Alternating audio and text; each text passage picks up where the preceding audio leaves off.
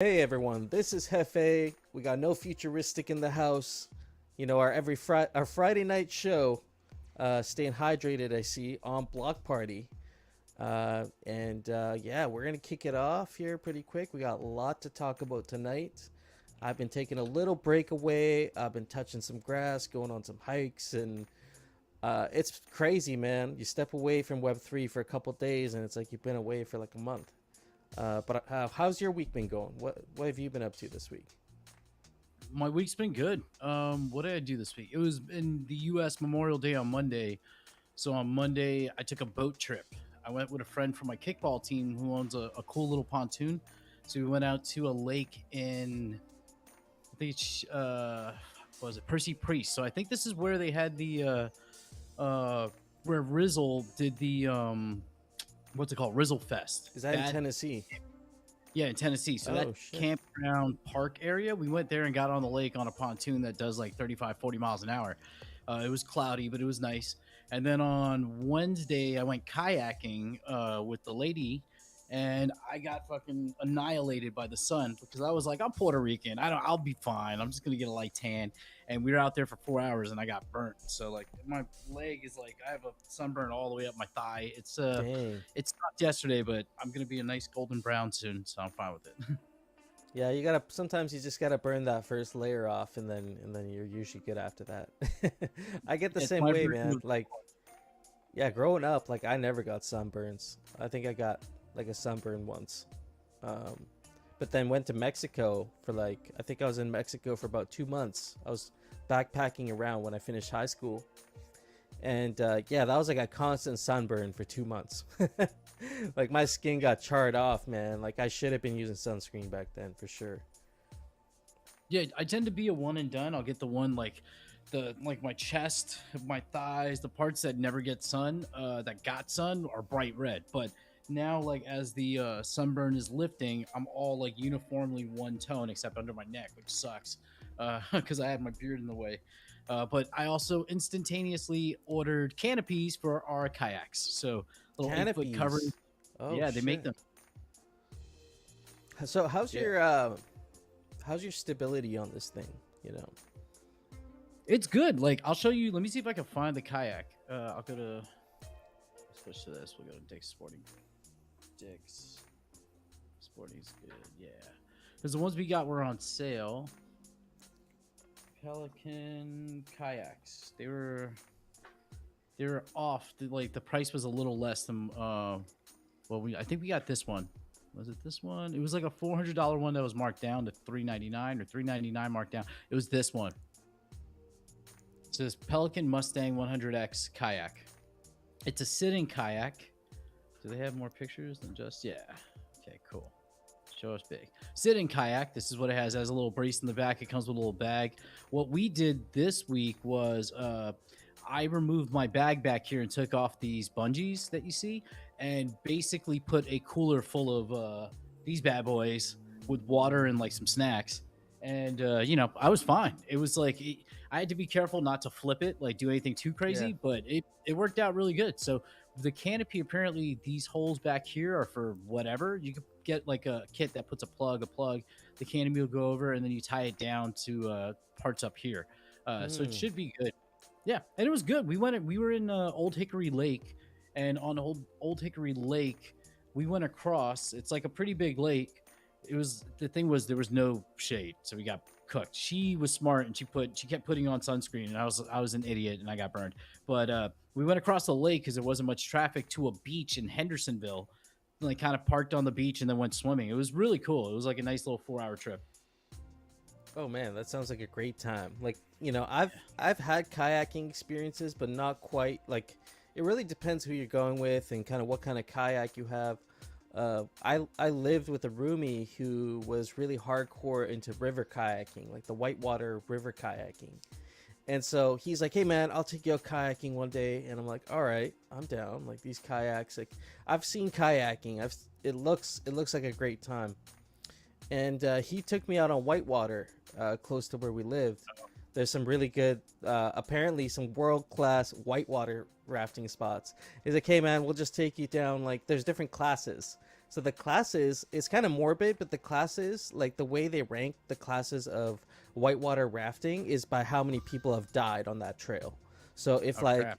yeah, so if like one person's died on that path, then it's like a level 1 or whatever. If like multiple casualties have been on that path, it's like a level 2. And if it's like every person that's gone down here almost has died, it's like a level 3 or whatever. So he's like, hey man, we'll just go down like a level 1 or something. It was like one of those ones where it's like very low, like there's never been any real casualties kind of thing. So I'm like, all right, that's a little reassuring. I'll go down. And man, let me tell you, that was it's like you feel like you're constantly about to drown, but you don't, because these kayaks they're just so buoyant that they're just not going to go under. And it was a wild time, man. It was like it was rough. Like I don't know if I would do it again, but like I ended that with like, you know, that adrenaline rush you get at the end. I could see why people I could see why people get really into this, you know what I mean? 100%. I would say because this is the kayak I have. This is the Avagachi themed kayak. Yes. I got. This one, like, it's a, you know, it was 400. We got it for 300.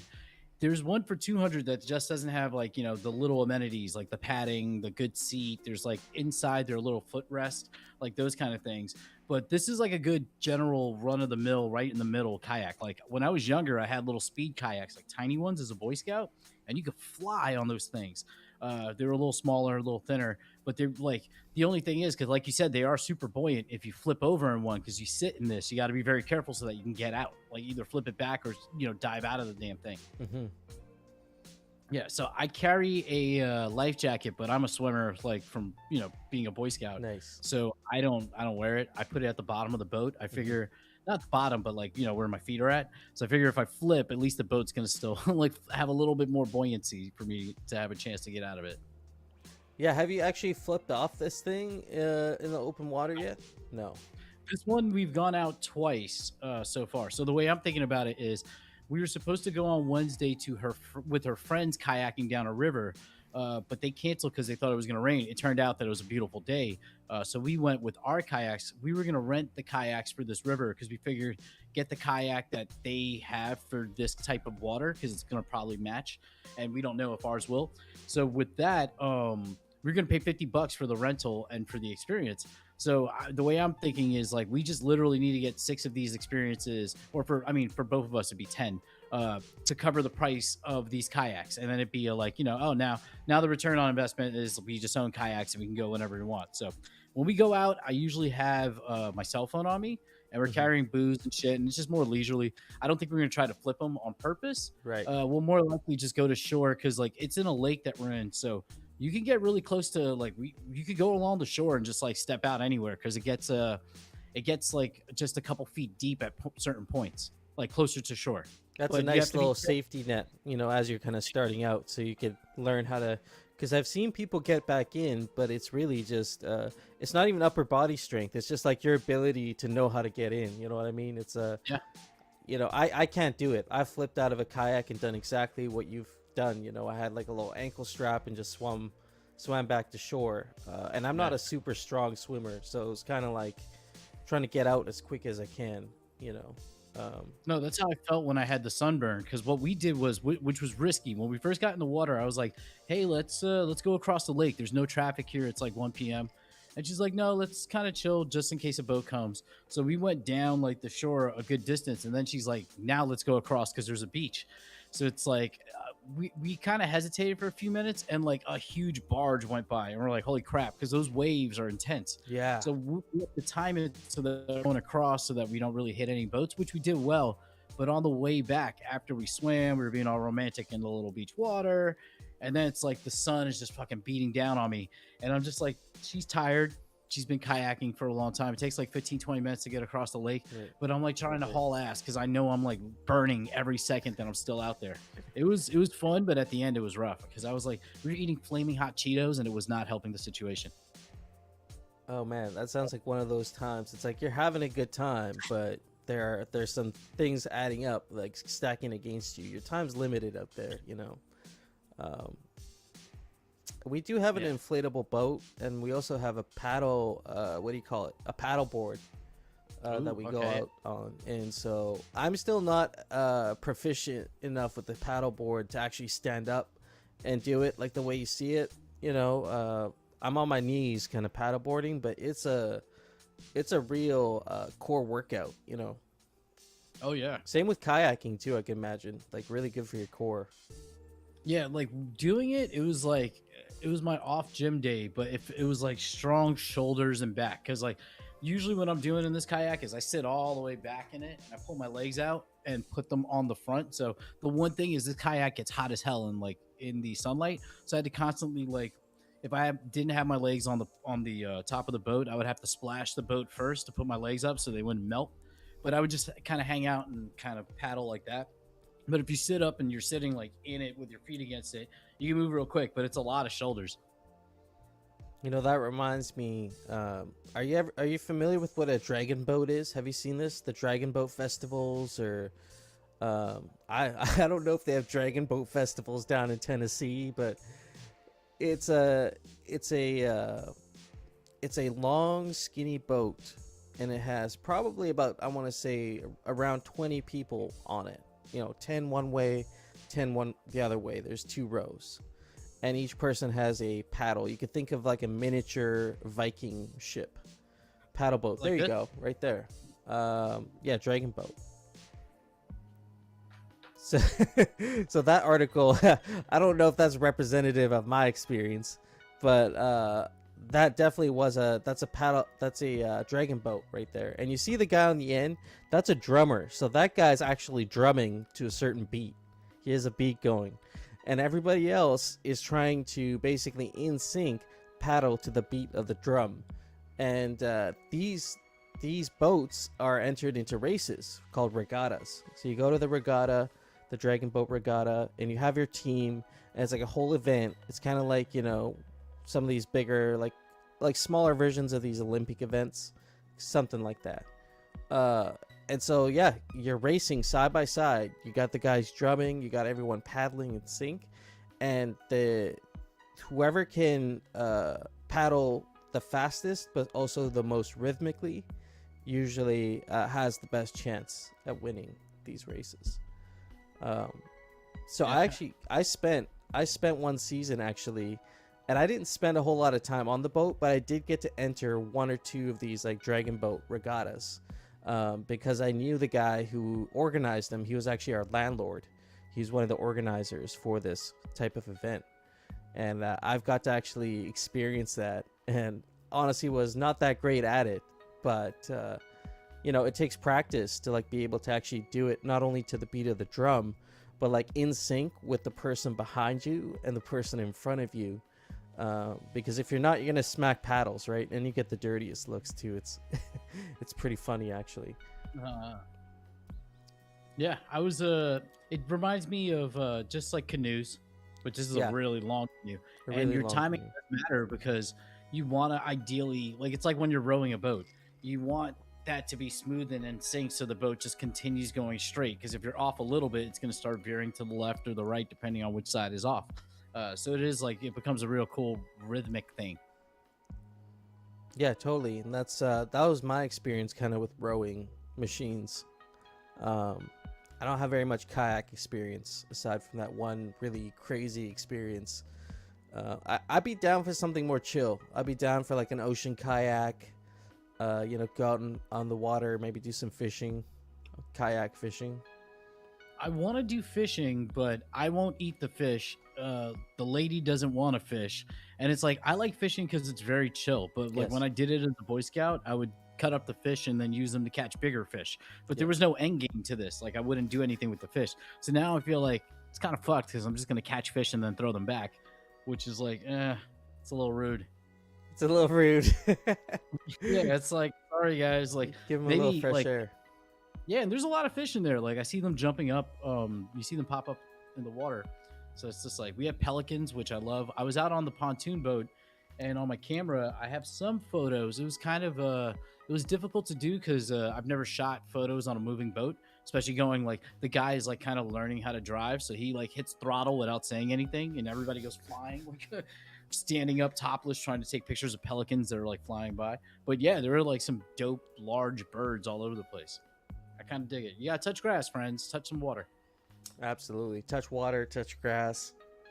I think it's a good time to be doing that. We got some camping trips coming up as well, so it's gonna be fun in that sense.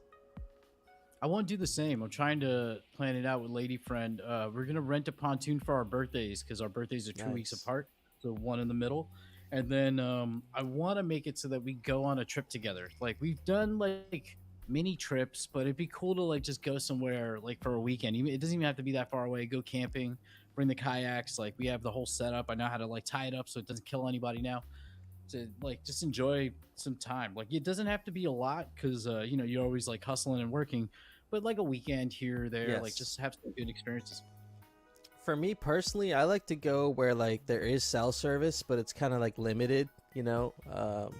So like you could still like make a call if you needed to, but you might be walking around a little bit. So it kind of gets me to disconnect a little bit.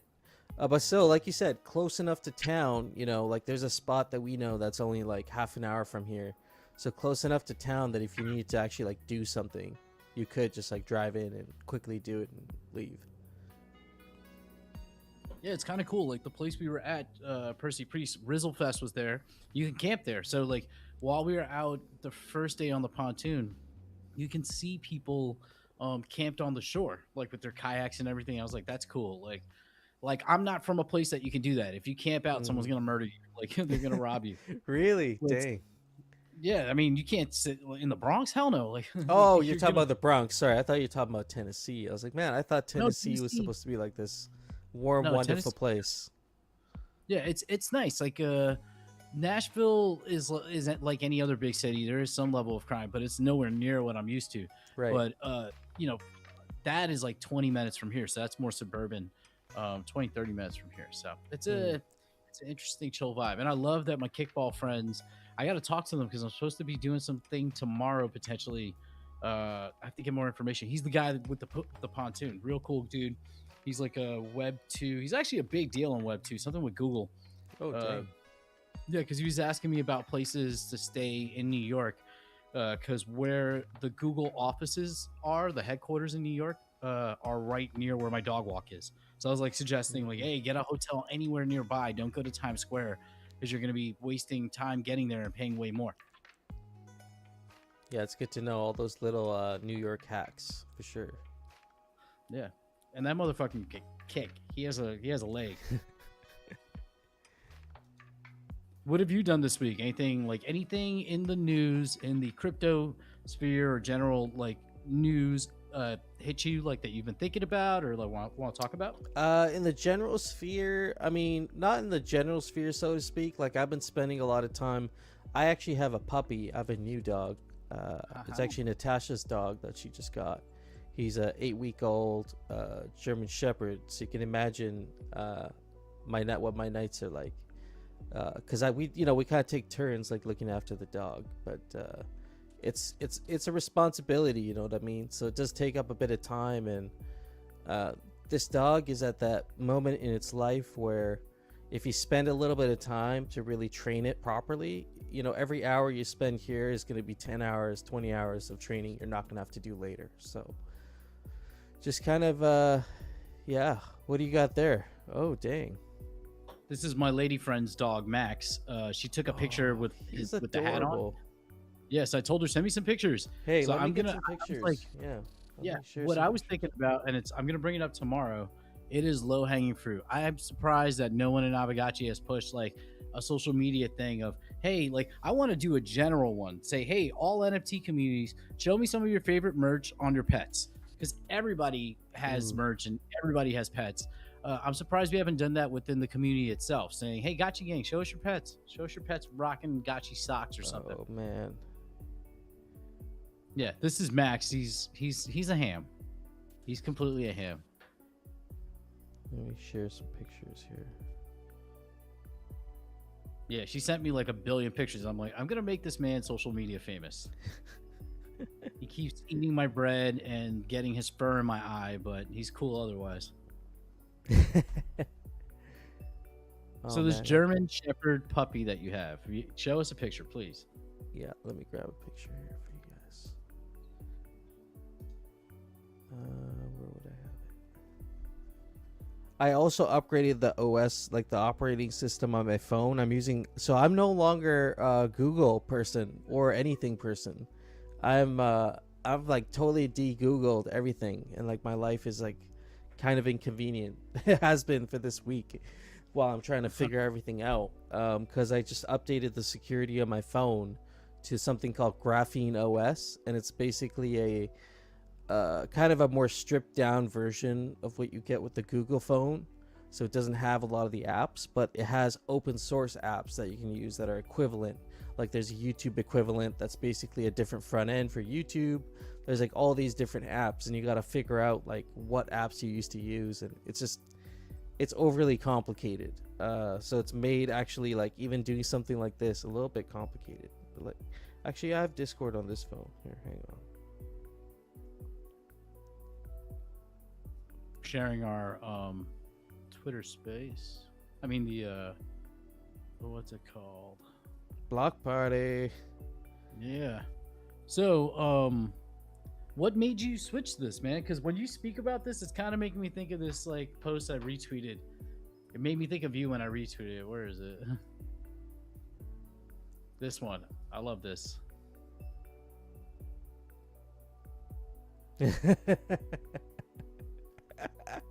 Like you have it. You're helping them. I am helping them, man. I'm a big part of this whole deal.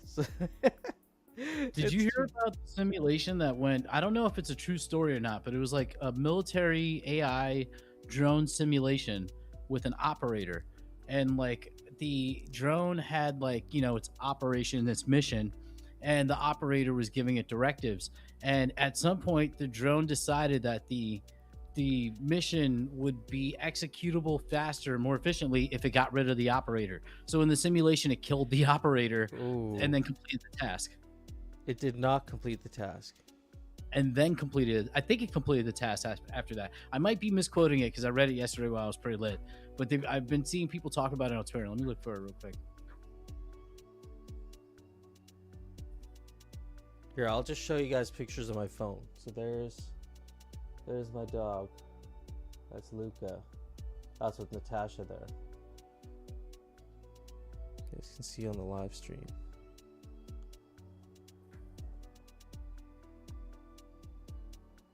Can you see it? You see him? The phone, lift it one more time. See it? Okay, yeah. Yeah, he's a cute little guy. He's quite small. Oh, yes. Yeah. He's about 8 weeks old, so. He's not full size then, yeah. Not even close. I mean, they'll keep growing for. I think they do most of their growing in the first couple years. So, he's gonna get to be a pretty big dog. Like his parents are pretty big dogs. So, he's gonna grow up to be probably about an 80 to 100 pound dog. I think when he's fully grown. Yeah, that's what Max is. I think she said he was like 75, something like that. That sounds about right. He's a big dog. He's cute, but he doesn't realize his power. Like we go on a walk, and he's just dragging me. Oh yeah, I mean our puppy's a little shark right now. He at this age they're starting to teeth too, right? So like his teeth, he's getting his adult teeth already. So he's chewing on everything. Is this your first dog with your girlfriend? Oh yeah. I mean I grew up around dogs, but this is definitely the first dog that's like my dog, you know what I mean? Yeah. I want pets. I feel like I'm more willing to be a pet uncle just because I get too attached to pets and then losing them sucks. So I don't want to do it. But I like meeting pets. Like I have a lot of pet friends. We were hanging out with one of my girlfriend's coworkers at his house with his partner, and they have 3 basset hounds and a poodle mix. But the basset hounds are so chill. They're so soft. But they're just funny and quirky ass dogs. It's like cool. Like I know some basset hounds. I don't ever have to own one.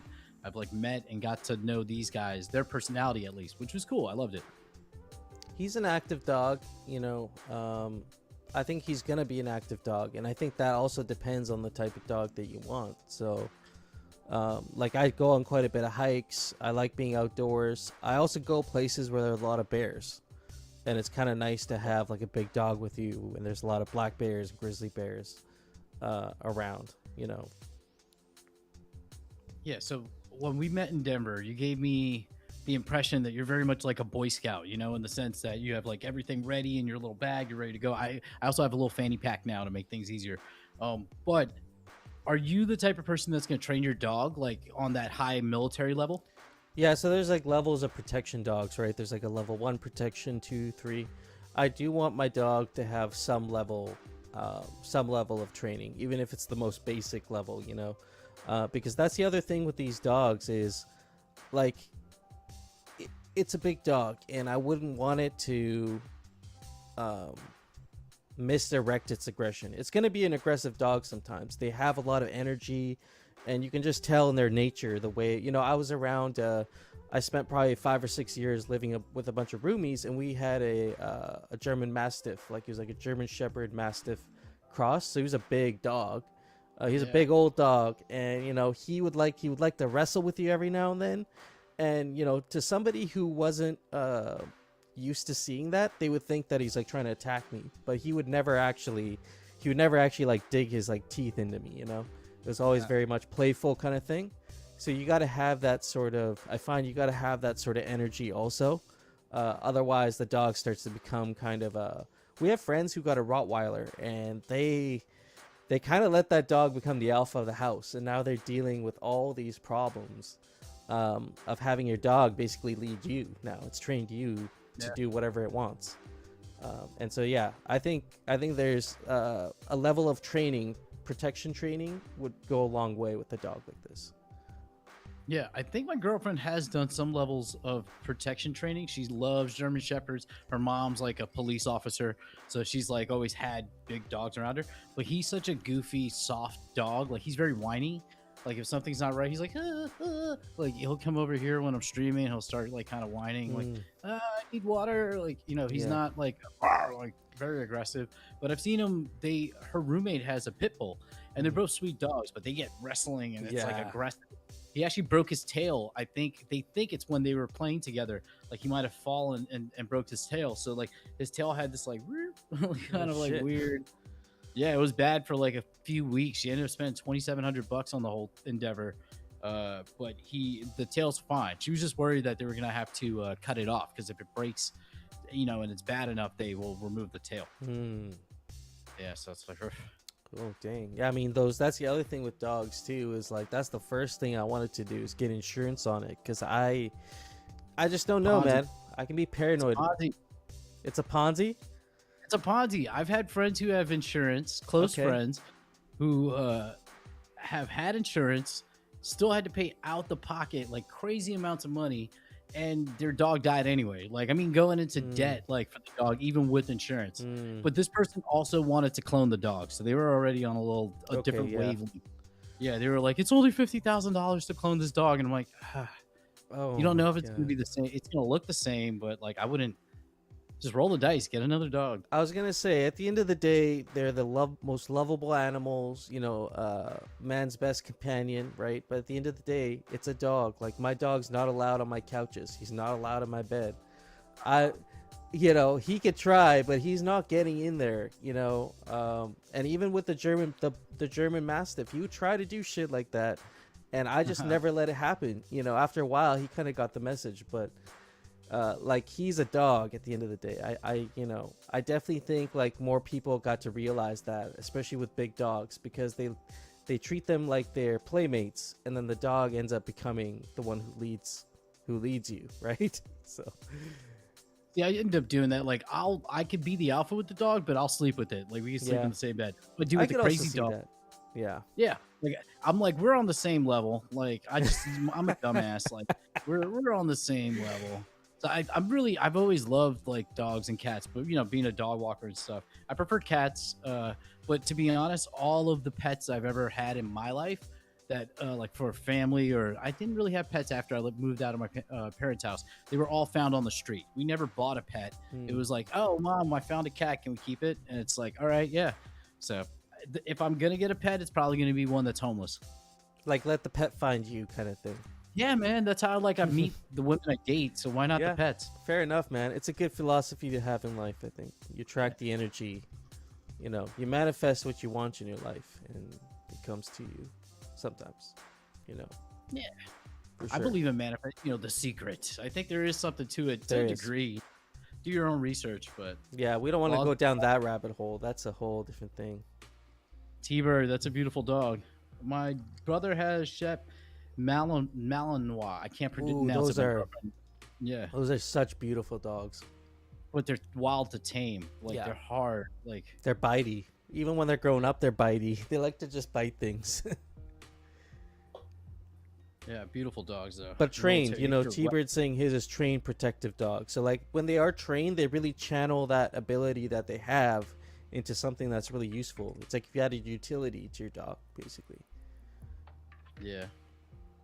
Oh yeah, I don't definitely needs a I want muzzle. my dog to be like not a wolf. That's my minimum requirement. Don't kill me. Don't kill me.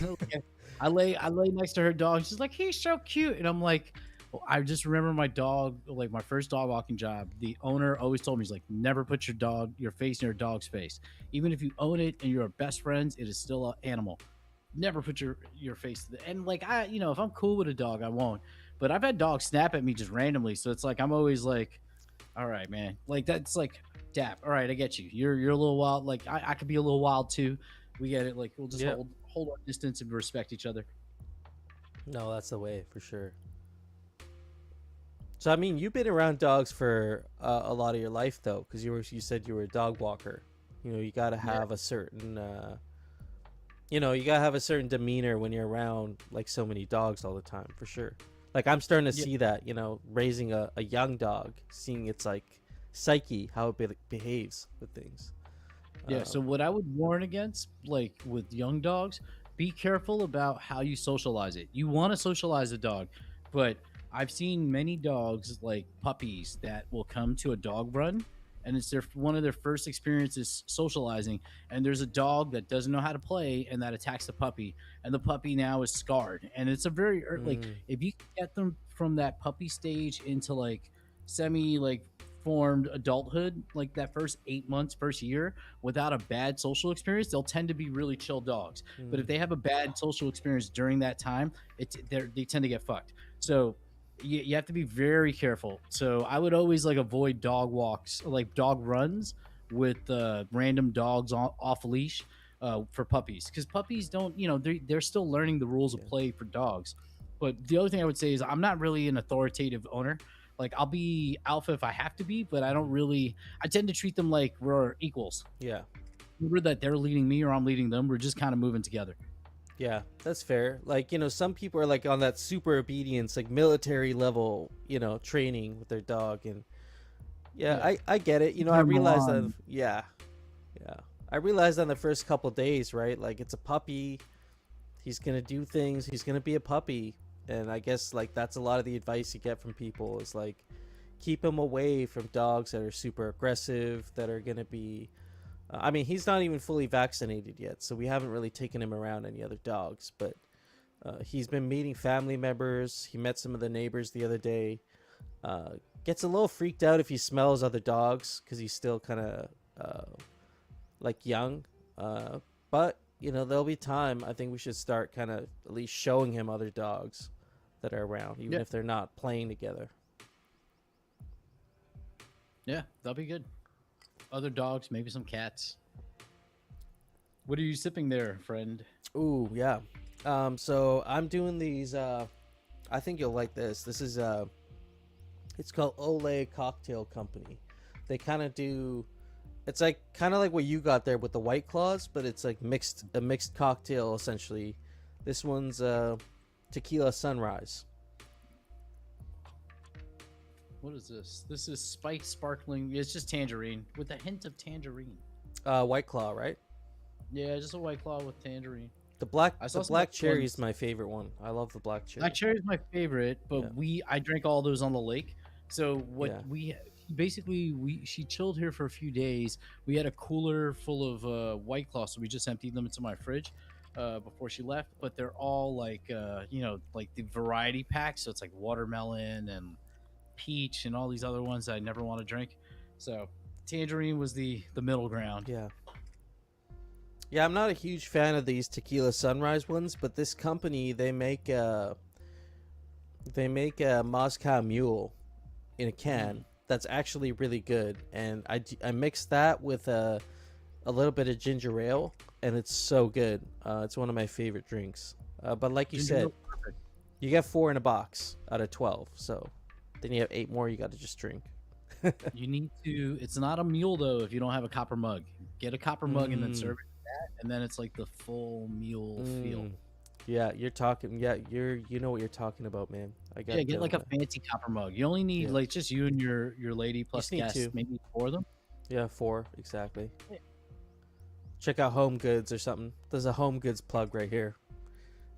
Yeah, we are not sponsored. They don't even know we exist. Home Goods, check us out. Yeah. I want to get I had a beginner's cocktail set when I first started to learn how to bartend, and then I got to bars and they had their own shit, so I just used their stuff. I mean, I would bring. Eventually, I have my own shakers. If you get a good set of shakers that are like they feel comfortable, then that's all you really need. But you have you get all the other stuff, the strainers, all that stuff. Yeah. I have in this house. I have a basic home cocktail set, which is just like a shaker for 1 drink, where a normal shaker can do 2, maybe 3 drinks, depending on the ice. So I don't really do anything with that. I don't drink hard liquor here. It's just mostly been stuff like this. I leave that drinking for the bar, but yeah, there's like a tiki bar in Nashville called Chopper.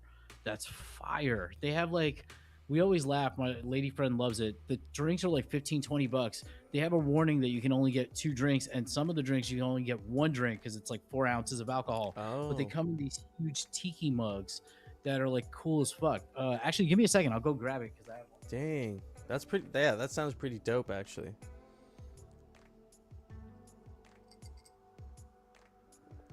T-Bird, that's a really cute dog. Look at that guy. Oh. Ours just learned how to sit the other day. He does a pretty good sit now. So That's good. Yeah. All right, I'll open this because I got one for her. I got one for me. The cool thing is that this mug was like they were doing a promotion where because they changed their menu quite often, and they had a comic book artist. What's the guy's name? It's this guy, Eric Powell's own recipe. It was like Jamaican rum thing, and they gave you this like goon tiki mug. You had to pay like $40 for it. I think on the day we went, it was free. It's like a tiki bar, but like this huge this is like look at that. Like ceramic, heavy. I haven't used it yet. That looks quality. That's high quality stuff. Yeah, it's been in here. I've just been holding it, but this is associated with this artist, this comic book artist who does, I guess this character's the Goon. So it was really cool. But in there, the reason I brought it up is because it's a funny ass place. It's a tiki bar, and in the middle of the bar is a pole, and then at the top of the pole is a huge 20-foot robot, just like a tiki robot, just sitting there, arms and legs straight. So it looks like the robot's dick is like going into the ground and holding it up. Very, very. It's impressive. It's impressive. So did you have to buy that mug? Like, do they sell these as like merch? They do. I think this came free with the drink, but the drink was a little more expensive. Oh shit! Normally, if you go there, like the day we went was like the last day of the event, so they're about to like switch the inventory. So if you go like there and get the drink regularly, it might be like just the drink will be like $15-20, the cheapest drinks that they have, other than like a beer. And then after that, they like if you're getting the mug and it's not on on discount, it'll be like $45.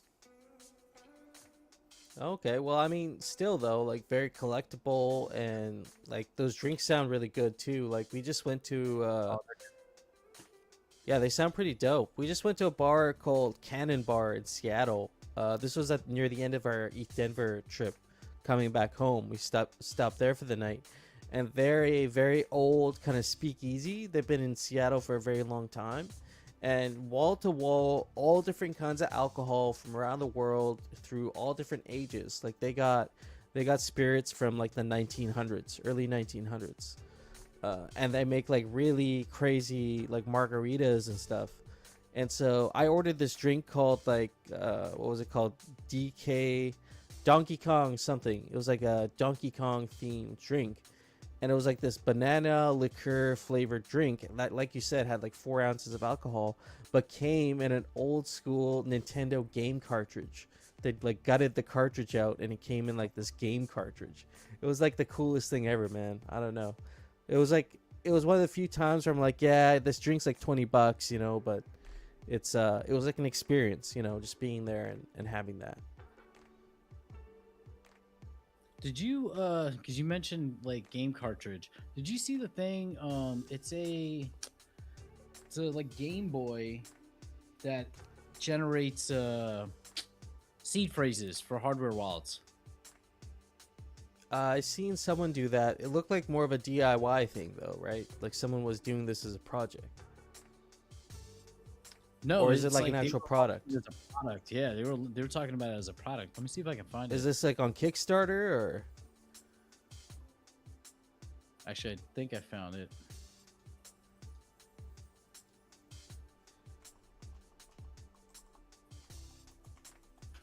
Yeah, so it's a hardware wallet that's built into. It's called the Game Wallet. Turning Game Boy into a secure offline cold wallet.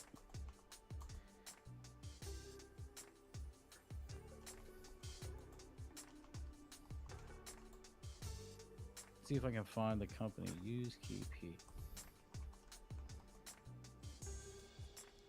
Yeah, I'm not endorsing this product. I'm just like, this is kind of cool. Like, yeah, turn a Game Boy into a secure offline cold wallet. Generate a seed phrase using a hash of your button presses as you walk around and complete quests. The future of digital sovereignty is in your hands, packaged in a truly offline hardware wallet with certainty of no firmware updates. Interesting. I have one of those still. Like, so do you have to turn your Game Boy in for them to actually do this? No, you get a cartridge. Oh, you get a cartridge. Yeah, so it'd be on the cartridge and it would be an offline cold wallet. So you can generate a seed phrase and then I guess like I don't know how you would do what you would do from there, but wow, this is I just got a key pass. It's called I think it's called a key pass. It's kind of like the same idea. It's an offline cold wallet for storing like just like assets long term. And so this is like the Game Boy version of that essentially. Yeah. I like the way it looks. It looks kind of cool. Like the key pass is the one we talked about last week, right? The one that has the screen and is all like high tech. Right, yeah. Like price wise, it's competitive with the Ledger though. Like I think I paid 160 or 140 for mine.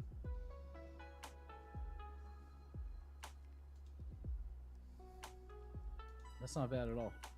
I'm just reading a spam. I get like scam messages on my phone now.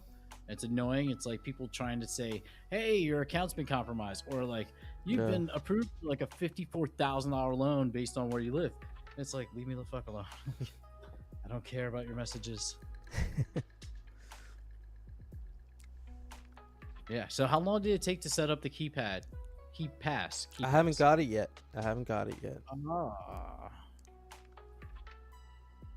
Yeah, I have to set up that wallet. It's somewhere over here, the hardware wallet that I got in at ETH Denver for trading the sweater. Oh yeah, you got a keep wallet. I think it's called KEYP, Keep Pass or something like that.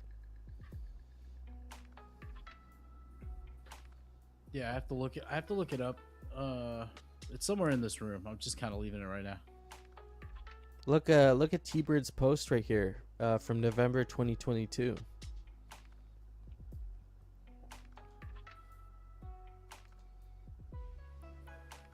Ah, the Game Boy, yeah. Yeah. I was surprised we didn't have anything like that. We need more innovation. I mean, there's so much innovation in Aavegotchi. Did you see that thread the guy talking about, I think it was like ERC 6598 or something like that. Okay. How it makes NFTs composable. And he's like, this is a new innovative thing. And they're like, yo, bro, Aavegotchi's been doing this for years. What are you talking about? I'm like, Oh man, I just put out a thread here just based on their new release. I thought they put out some really cool features, or have some cool features coming on the way here pretty soon. that thread was beautiful, my friend. What a timely use of the image. I was like, I have to do this. I'm like, I don't know like how long this will take, but I'm like, I have to do this. Oh man, Oh yeah, it was just too good, too good. That was great. We need more memes. Oh, But yeah, Joe in Biden. there I kind of mentioned some of the features, right? So we got Aavegotchi's coming out in 3D. Like these are some of the highlights for me. Whereas Aavegotchi coming out in 3D, we have the 3D version of the Gotchiverse. So the 2D Gotchiverse is now getting ported to 3D. So that makes me think: does that mean our land is about to all become like 3D land, kind of like Sandbox or Crypto Voxels? That'd be pretty dope. I would like to see that. I think that's what it implies. If everything is being ported over from the 2D Gotchiverse to 3D, it kind of implies that these are going to be 3D assets. Kind of like you have your 2D CyberKong and now you have your 3D CyberKong. Yeah, actually, I was there in Miami at the party where they announced that. I was there with Lost Local. What was the reaction like? Do you remember? It was a party. They loved it. They were talking about it was like they basically shut the bar down and made everybody move over to the screen outside to watch. And like whoever, I don't know who any of these people were. I was just kind of walking around. Right. I was supposed to be getting interviews of people about Aavegotchi, but it was a CyberKong's event, so it was kind of weird. Yeah, but they showed like some trailer. It showed all this stuff about like their metaverse or whatever it was, and I just kind of kept looking for, because I was also looking for rolling paper. It was at the end of the party, and I could not find one. So it was like trying to either get a drink or some rolling paper. So I wasn't really paying full attention. But yeah, they like, people got excited about it. Like it was a whole party about it. It hasn't. I feel like it hasn't officially been announced through Aavegotchi yet, aside from kind of like the more teasers and now the post that they just put out here recently with the blog. I feel like this is just kind of getting started here. Yeah, I think it's good. I'm excited to see, like, I've been looking, I was talking to Hernani about this in a meeting this week.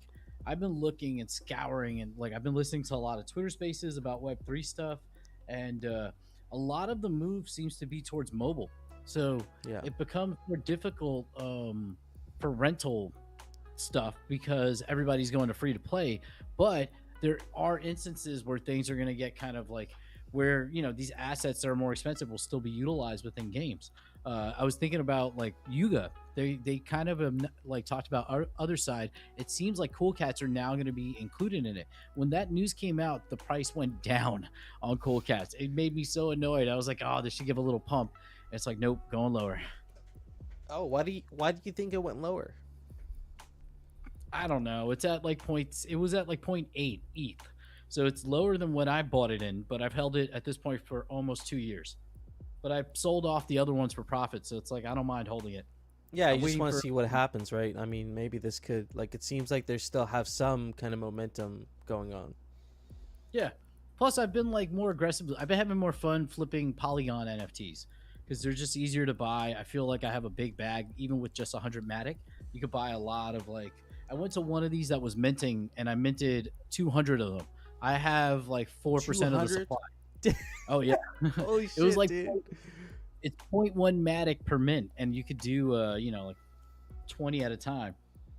So does this remind you of early ETH days when the crypto pumps It's were like free? you never know what's gonna hit, and it's like, you know, it's what's 20 Matic at this point, like $16. Yeah, it's not very much. Yeah, I bought a couple ordinals. I have some BRC 20s. I've been like just kind of, you know, paying attention, messing around.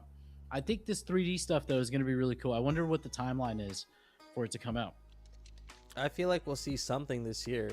I don't know if we'll see all of everything that they've announced this year, but they could be surprising us because, like, they do mention it in the blog post. Like, they admit that they've slowed development on the 2D Gotchiverse the last couple months. And I guess it was for good reason, because like they must already be porting a lot of the assets over into the 3D version. Well, see, I'm starting to wonder what will happen next with the Gachi chain. So, like, will petting be moved to Gachi chain? I feel like that makes sense. But what do you mean by petting move to Gachi chain? Yeah. What do you mean by petting being moved to Gachi chain? So will that continue to be an on-chain like Polygon transaction, or will you have to? Okay, so if you move your Gachi to, you have to bridge it to the Gachi chain. So will the function of petting now be on Gachi chain, or does it stay on Polygon? I feel like it needs to come to Gachi chain, because like that is one of like the biggest expenses and barriers sometimes to accruing kinship. So like if you're, it would be kind of cool if they had a staking feature though. Like let's say you stake like 100 ghost or stake 200 ghost, and then that's how your Gachi gets pet. You know, that would be kind of interesting. Or your wallet, maybe it's per wallet. You're staking a certain amount of ghost, and that pets your Gachis. Because remember, if gas token is the token we're using to spend on chain for transactions, you'll likely need to probably use ghost token some way in kind of having either liquidity or securing the chain. See, I would go a step further. You just gave me, I came on camera for this. Like, imagine being able to stake your Gachi to secure the Gachi chain. Oh shit, dude. Proof of player, right? That's like proof of player. Yeah. It's proof that someone owns that Gachi, and if it's getting pet, maybe there's a certain amount of reward that you can even get from staking your Gachi. Like the higher kinship of the stake Gachi, maybe that is correlated to how much ghost token you can get or something. Well, see, I'm thinking more like the safety module for Aave, where you lock in the Gachis and you get a return for securing the whole protocol. And it is like a worst case scenario where you could be liquidated, but that's why you get a kind of generous return, because it's unlikely that you will. Like, how often has the safety module been tapped in on Aave? I think just once so far. There's only been one event, I'm pretty sure. Yeah. I mean, the slashing, if there is an event, I think there's a 30% slashing that happens to everyone's stake. But if you're like just sitting there earning, I think you're earning a good percentage. You're earning like, 15, correct me if I'm wrong, but somewhere between 10 and 15% from what I thought. It does change from time to time. I haven't staked Aave in a while because I had it staked and then it ran up to like $600-700 and I was like, get out. Yeah. Because I know it was like 9-10 days. And then I dumped it, and then it just dumped all the way down to like 200. I don't even know what's Aave at now. I've been buying it. I've been buying little amounts here and there, for the last little bit while. I've been buying between, when it really dumped down to like $48 or whatever, I picked up a nice little bag there. And then ever since then, I've been kind of chipping away. I never bought into Aave when it was higher up. I maybe had like a couple Aave at that point, but when there's blood in the streets, you got to back up the truck, right? You got to pick up some of these things when they're on a fire sale. Because I do think Aave long term is going to do really great things. They're talking about GHO token that's under development. They're actually like pretty in with like the ECB, the European central banks. Like I think Aave will be a pillar in this new financial system somewhere. Like it's relevant enough to be there for that. Yeah, I agree. With Aave, what I see also with their whole setup with social media, they have found and tapped into different ways to make it work. So it'll be interesting to see what comes next, kind of. But I kind of lost my train of thought. I completely lost my train of thought. I mean, I'll just pick it up there and say, Aave to me seems like more of a decentralized WeChat. Like we don't have WeChat here in America, in North America, we don't have that.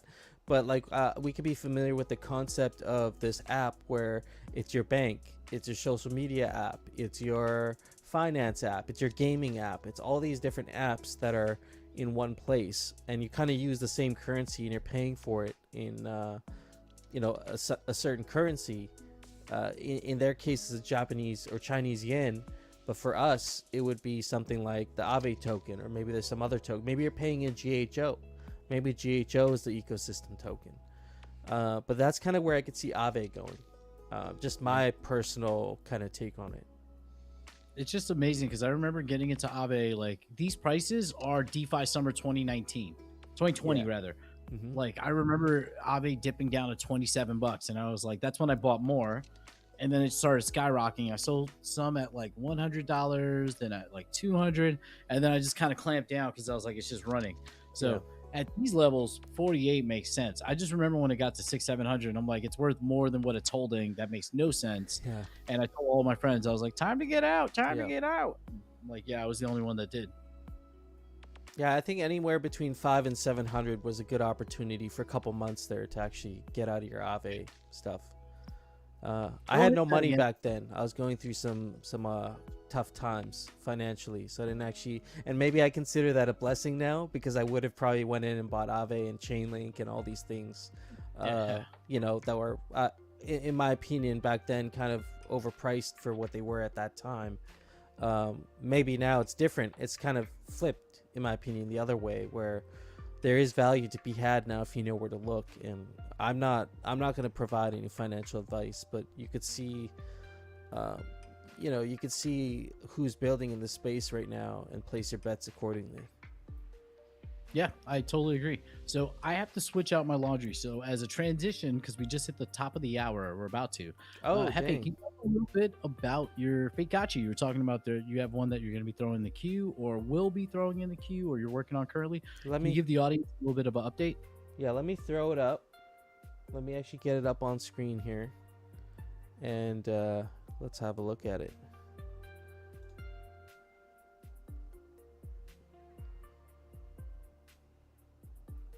So, oh yeah, here we go. Good.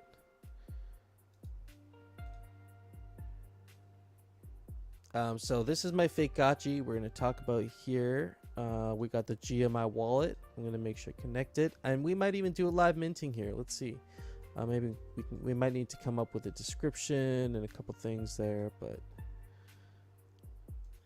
I'll talk about the piece a little bit. We can look at some fake. We can look at some other fakes for Fake Fest, and it'll be a good time. Just give us 1 second here.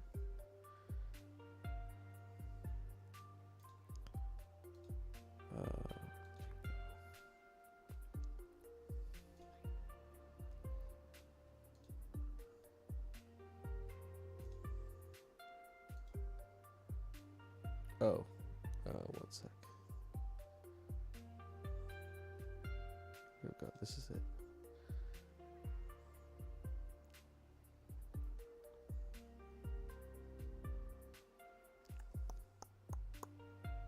That is not the one. Here we go. Okay, I'm back. I'm trying to see if I can get it to show up big on the screen. Let's see. Open image here. So this is the fake that I'll be uploading here tonight. This is Fake Gachi's Fake Fest 2023. This is my little inspired piece. I like that. Kind of taking little bits and pieces from some of my most favorite fake gachis and putting them into this piece here. Yeah, that's awesome. Pepe inspired. Do you like it? What do you think? What are your first thoughts on this? I like it. I think it's timely, the Pepe stuff, and I can't really see the smaller things, but I see the that's one a soju piece, right? The Pepe. Yeah, I got the soju Pepe in the corner, and then I got another soju piece on the left. That's Gassy Gachi. Oh yeah, I know that piece. Yeah, and then I picked out a couple cool chubby gachis from that piece that we all know and love. We got some of T-Bird's. I think these are T-Bird's pieces, or it might be the Ghost.eth. I can't quite remember. It might be T-Bird. But I thought these gachis were really cool. I thought the piece they were part of was kind of neat. So I took these gachis, kind of put them overhead. And, you know, I kind of gachified the Pepe a little bit. You know, gave him his little lemniscate. You know, we got the fake gachi eyes. And then, you know, we got Nadil's Amigachi. So they got the common Amigachi hanging out. And then we also got Boba's What's the name of his series? The Flagor. Flagor. We got the Flagor hanging out on the table here with fake Pepe, and it's just a great time. So Yeah. I'll be uploading this tonight. Nice. So Fake Fest tomorrow. Do you want to talk about Fake Fest a little bit? I don't know if I'm going to be able to attend or not, but I'm assuming it's happening right after the hangout, correct? Right after the hangout, we'll be jumping into the GMI Discord. We got a couple experiences planned here. One experience in the Gachiverse. I got some pieces whitelisted. I haven't listed them actually on our land yet, but you know, the pre-Artist Summit pieces have officially been whitelisted. If you have them, you're able to actually display them now. And GMI has a couple nice pieces that we want to make sure we can display on those parcels. That's dope. OG work. OG work. I wasn't able to get all the pieces listed because I was still trying to follow the rules for uploading fakes. So anything that looked like a gachi and followed the rules in general was included. But we also got some other pieces that are just going to be great collectibles, honestly. They might not be in the gachiverse, but still very cool pieces. That's dope. We got Kindred Spirits up. So like, I know you got your holder of Kindred Spirits. I think I have one as well. So we'll be able to display our 5 of 5 really rare Bin Laden pieces in the Gachiverse. Can't forget that's only 5 of 5. How much did I pay for that? It was like almost 200 ghost. Yeah, I paid 175 ghost or something. Yeah, I think I paid something like that. Worth it. Worth every penny. So worth it. Yeah, it's there's so much. Are you guys doing an auction this time around or no? So we're kind of doing more like self-run auctions. I know Roxiano is going to be doing an auction. I might be auctioning off some of my fake Sams. We might auction off some Eat Denver fake pieces. We'll throw up a couple things there, and it'll just be really good that way. Yeah, that'd be awesome. Oh man, I forgot I have to tell this client that I think one of his lands is completely out of Alchemica. Drained. Are you seeing that a lot lately, or? Well, this is my only client that I still no, I have 2-3 clients actually, but this client I still channel for until the kinship burn goes into effect, and then channeling's over. But I'll still do the farming. But now the farming, like this one isn't bad, I think. This one is all just oh, I can't even empty this one. I should come back. I'll come back. I have to wait 15 minutes to do this. But yeah, like he has another land that was like heavy FOMO, and it would come out to like 3,000-4,000 FOMO a day, and now it's nothing. So I think the next reroll is only like 8%, something like that. So, you know, if you, I'm holding a lot of gachi land. I did sell off a little bit, not a ton, but a few pieces here and there.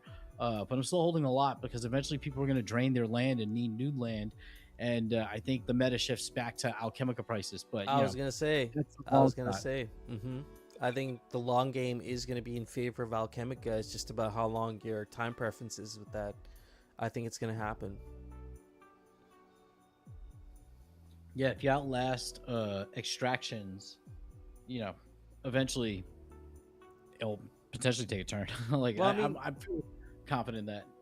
Yeah, but I mean, some extraction's good. Like, I know people who did that earlier on made a lot of money and were able to actually fund a lot of their Alchemica setups just from the profits that they're making from their Alchemica. So there's also that side of things. But I think that game's going to run out here pretty quick once these rerolls get a lot smaller.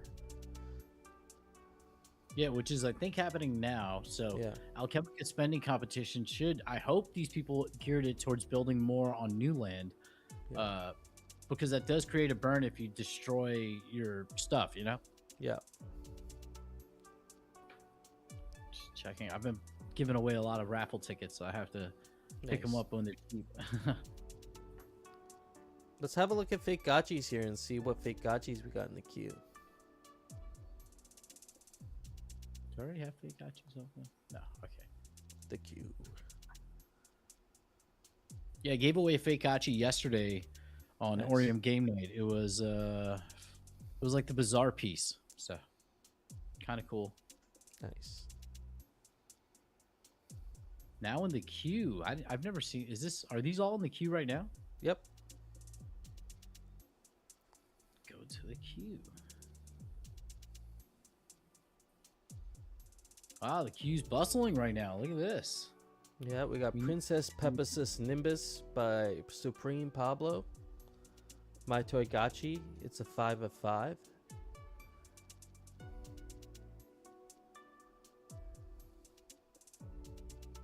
Oh yes, the Princess Pegasus. We saw this one last week. We saw Fake Superstar. We saw Wag Me Diner.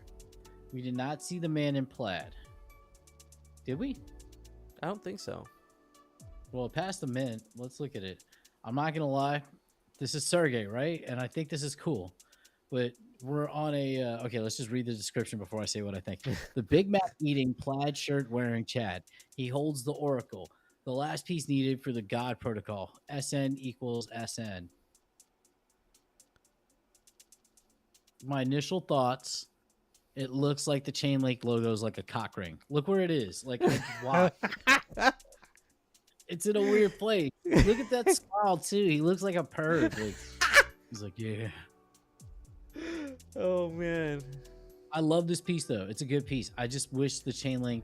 Like he wish he was holding it kind of up at his navel, not kind of where his like nutsack might be. His shirt is like a little unbuttoned, you know, like he's like, yeah. Yeah. Well, otherwise, I like this. I think it's kind of like this is the kind of beard I would have if I was blue. The pixel work on this is amazing. The way he's actually done the beard and the facial hair is like really amazing, and still kept the like it still has that gachi vibe to it. You know, he has like the pants with the little thing on the bottom, and even the kudos to him for even recreating the gachi verse in like pixel form as well, because like that's all pixel work back there. That he's done all the way near the back. Like the depth on it is pretty crazy. Yeah. And shout out to Sir Linkius because he's the publisher on this. Oh, very cool. The Man in Plaid is very thoughtful.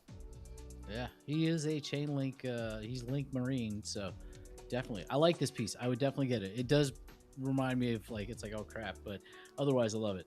Let's go see what's, oh, what is this? Fake Superstar. Or which one are you looking at?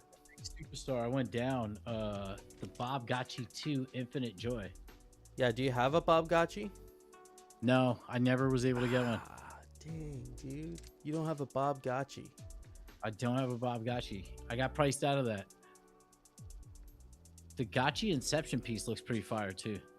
I have a feeling Soju is going to airdrop that Bob Gachi to all the Bob Gachi holders. I have a feeling. Okay, so let's go back up to the Chainlink piece. So we'll go in order because there are a lot of pieces that we have to look at. Yeah. Okay, did we look at Fake Superstar yet? Because that's also done by the same guy. Yeah, we saw that last week. Oh, okay, yeah, that's what last week. With the Wagme Diner. Wagme Diner. So this is a collaborative project between Leonardo Degachi and Stomper. They're publishing now under Gachi Goodies. They're publishing their work as Fake Lore. So you got 69 editions here under Fake Lore doing this work, and it's pretty amazing actually. We love to see these collaborations. Oh yeah, I could easily see this becoming a game. You know what I mean? The Wag Me Diner game. The Ave Express.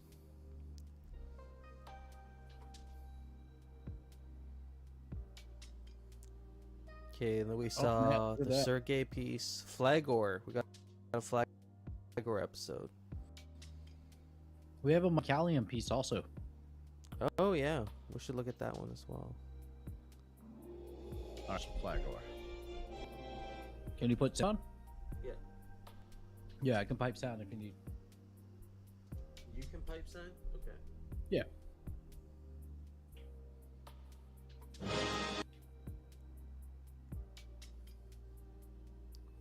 It froze up.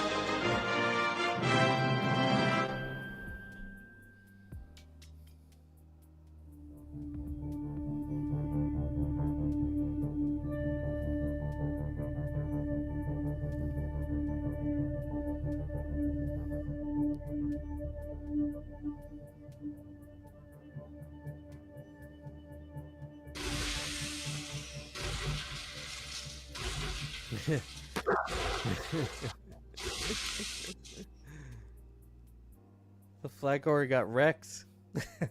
Damn. Dang. I like it though. Yeah, I really like it. They had some spunk there.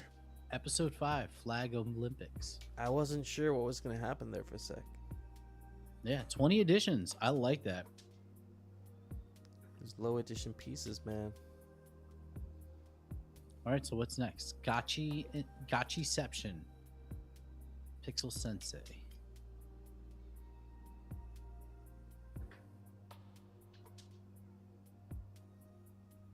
It's showing up as just a black image for me. Let's see. Oh, there you go. That's weird. That's cool.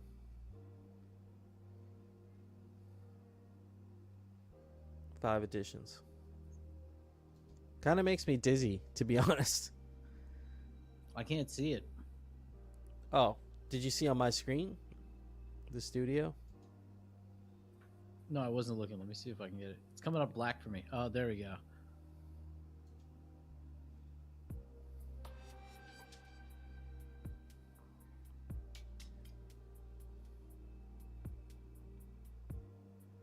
Yeah, that makes me dizzy.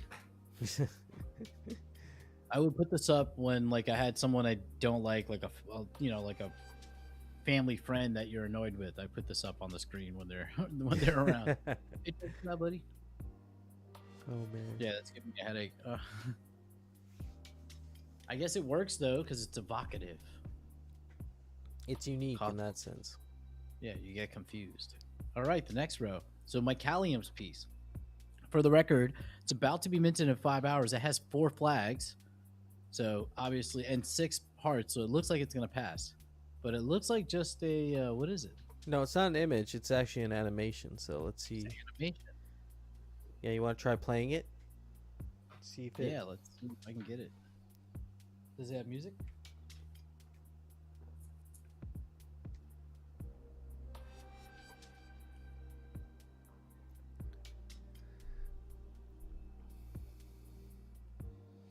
My internet is just not. It's like, fuck you.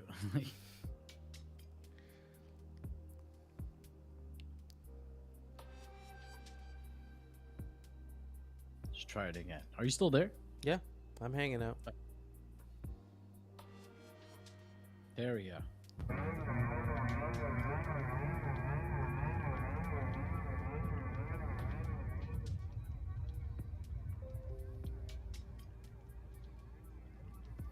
When I close my eyes, Kachiverse is all I see.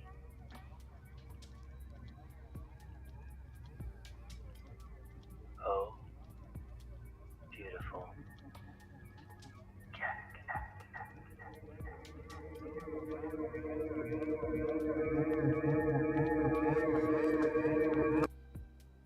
That's unique. That's cool. I do think that's unique. It is very cool. 42 editions. That might be one of the few Gotchiverse pieces that have been minted through fake Gotchis. Say that one more time. That might be one of the few Gotchiverse native pieces minted through fake Gotchis. Yeah. I like it because it is just a shot of him at, like in the Gotchiverse, but he cut it. The timing of the typing, the recording, it's very creative, I think. He definitely used an artistic element.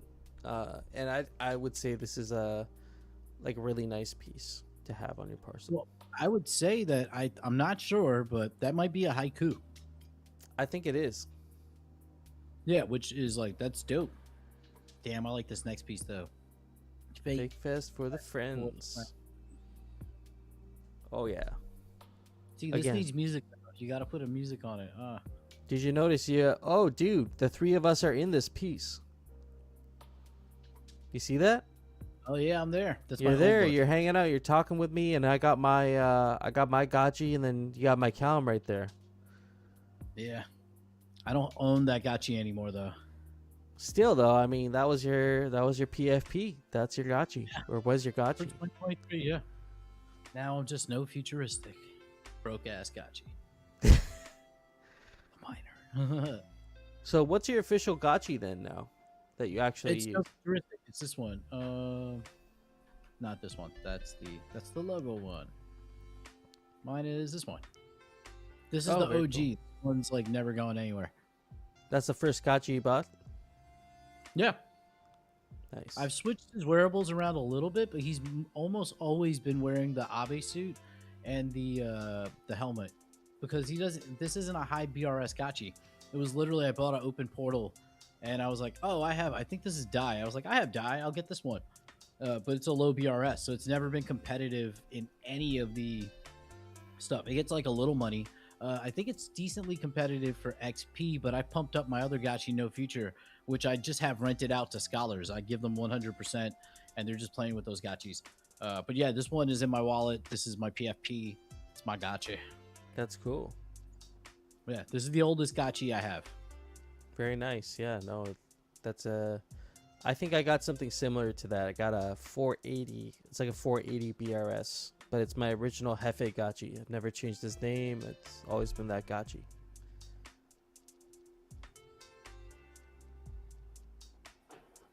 Fake Fest 2023 by GMI.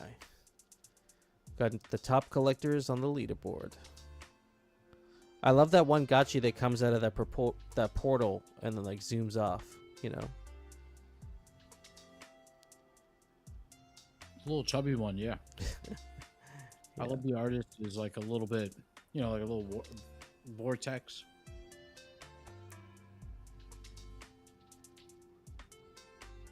Yeah, the Nadil pieces in the background. You see some famous gachis coming in on the screen.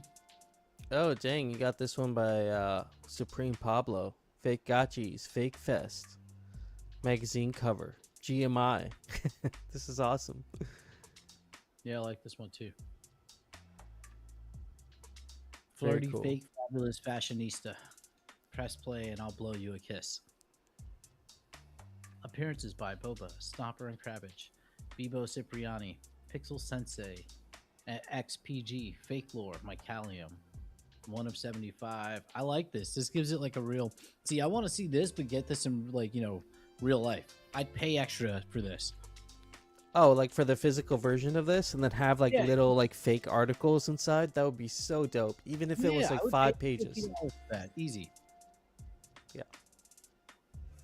Yeah, Pablo, the beginning of Supreme Pablo, if you're listening to this right now, we would love to get physical version of this. Hell yeah. Okay, what's up next? Okay, Roxiano. I think I saw her announce this today. New Yeah, piece. so we should talk about this. She's doing something big around this. I don't know anything, so can you give us the sauce? Yeah, I'm actually going to go to her. She put out a thread, so I'm going to go to her profile here. So this is Broxiano. She's one of our content creators in Avagachi, puts out dope content. If you're not following Roxiano, you should go check out her YouTube channel. So she's doing an NFT giveaway that is part of a partnership that she did with Infinity Keys. So she has an Infinity Keys puzzle pack out right now, and a new fake gachis that will be essentially a prize that complete the Infinity Keys quest. So if you complete the Infinity Keys quest, you will get this fake gachi from Roxiano, and this is her OG gachi with Dahlia Doom, and Dahlia was another gachi character in her series that was airdropped to the OG holders. So this would be the third piece that kind of ties them all together and has a partnership with Infinity Keys. So this is a really, really cool way to introduce her new fake gachi.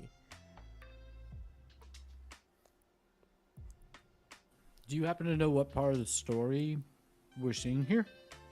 I definitely have to go in and do more of a deep dive myself, but I definitely want to get this piece because it ties in my other two that I have. So I'll have to follow up and kind of connect the dots and get the story together. But she's been very thoughtful. She has her own Discord. She has a whole thing behind this. And there's definitely a whole line of lore that's going to be coming out from Roxiano. Yeah, that's dope. She's been putting out great videos too. So there Yeah, haven't been many absolutely. people doing that recently, but threads are needed. Everything pretty much. And she's been hosting DAO calls, which is great. Yeah. All right. So the next piece, another Kravich piece with art core. I like that art core. Proof of roots. Artcore. Oh, very cool. I like this a lot. Nimbus Cloud, the whole nine. Little raffle. Oh, wow. The raffle, the sus butterfly, the... See, we need to see stuff like this become games. This is the beginning of making games.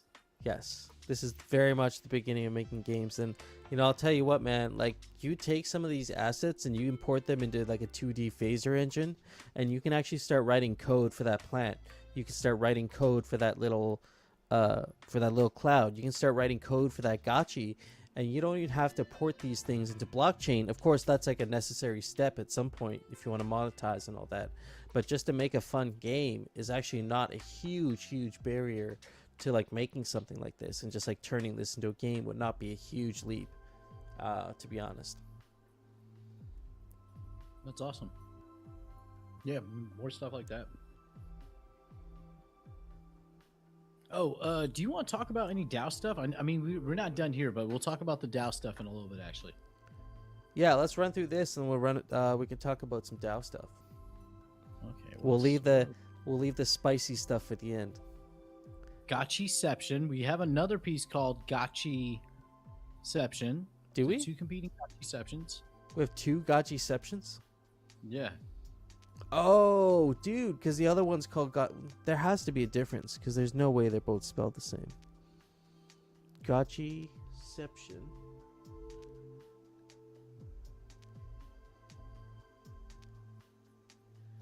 Okay.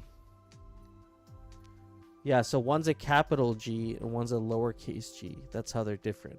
That's how they were allowed to upload the same image or the same. Okay, if I'm not mistaken, this piece looks like it's hand drawn, and this is stop motion animation.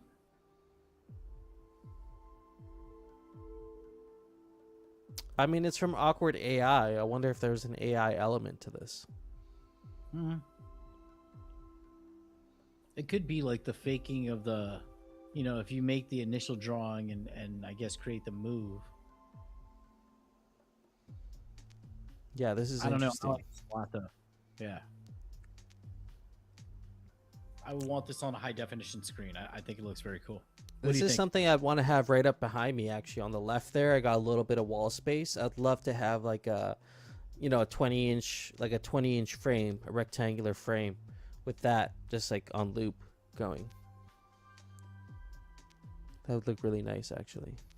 Yeah. You can always use a monitor if you have a spare one. Like turn it vertical. Yeah, turn it vertical, and then just put like some monitors will take USB drives. I saw Samsung is actually making NFT frames now for their larger TVs. Actually double up as an NFT frame as well. Yeah, see, that's smart. Like it does nothing. It doesn't hurt your business whatsoever, and it's a new marketing vertical. Like, hey, NFT people, we got something for you. All right, let's go to the next piece. We got Bob Gotchi.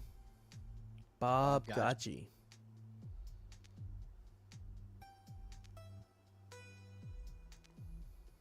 I like the shadow on this piece behind, on the background. Yeah, there's some good shadow work that was done.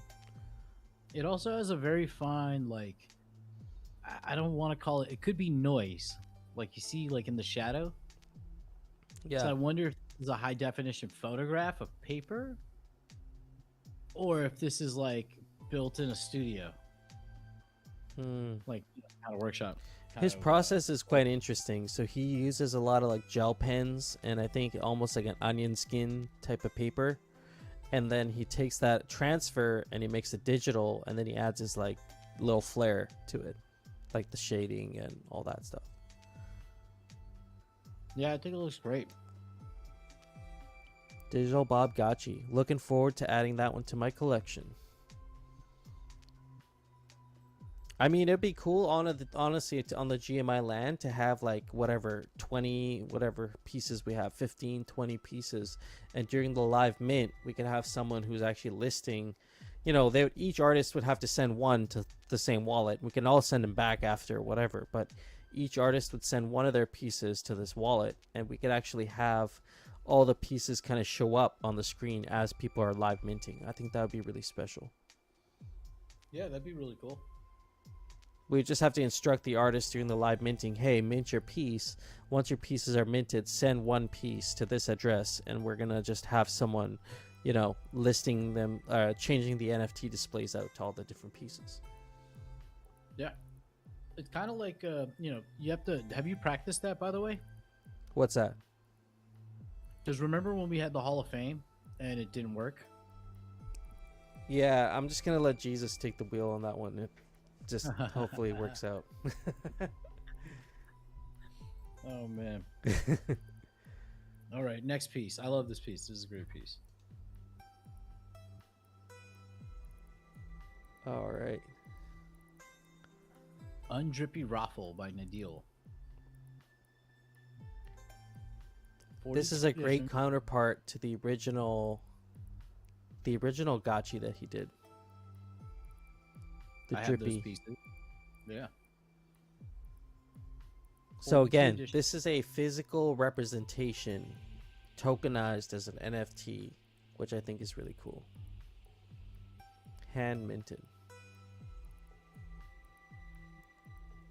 Yeah, I like this. I own the other one. I forget what it was called. Drippy Boba? Drippy Boba.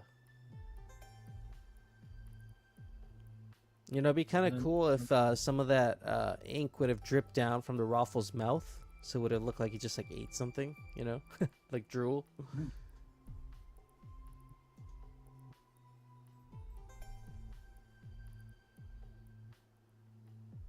All right, let's see. We have the another undrippy Z-Bot. Oh, was this done by Different Zbot? Hand minted Aavegotchi spray paint stencil over wall. 20 editions.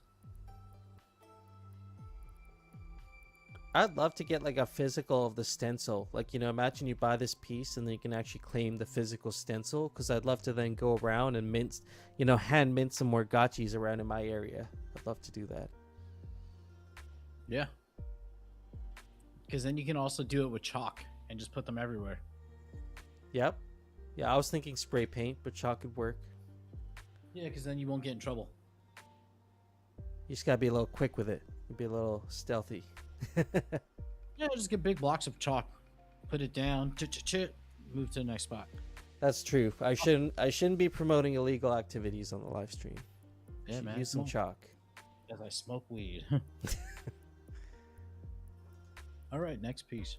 Yeah, Alright. stencil would be cool for that. Okay, so these two pieces, I don't see what the difference is. The Punky Amigachi. Yeah, what's going on here? It looks like the same piece was minted twice. Yeah, so it might be a mistake on the queue. So one of those cards might have to get burned, I think. Yeah, unless there is some kind of difference.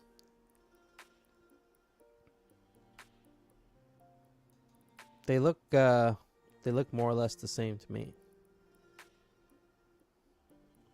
Do we Trying to have see if flags? Do we have flags?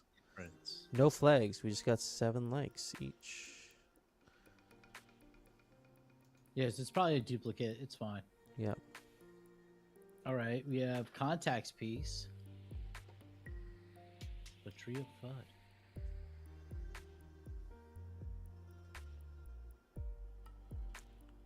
Tree of FUD. This image is huge. Yeah, if you click into it. See, he uploaded a very high resolution piece. Contact's also a photographer, so I imagine he like might have done this on canvas and then photographed it, because it looks like you can see, what's it called, like brush strokes. He's added like a digital element to this for sure.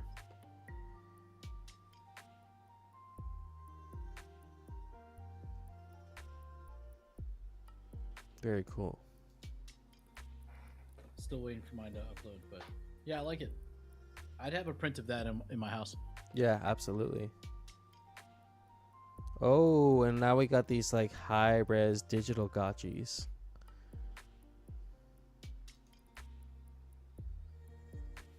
Dang. Oh shit, there's noise too. There's music too. Actually, I'll let you play that if it loads up on your thing.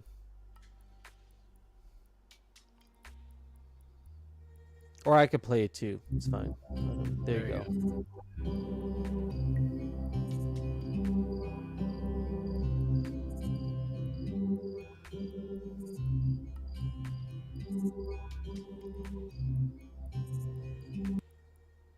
I'm not gonna lie, like I see these gotchas, I think they're cute as hell, but I feel like they would make a nice snack. They make a nice snack. Yeah, it looks like it would be like a candy of some sort. Like fondant. hat. It has like fondant skin. Yeah, it's like I kind of want to eat it. Let's see the next one. This is a wizard.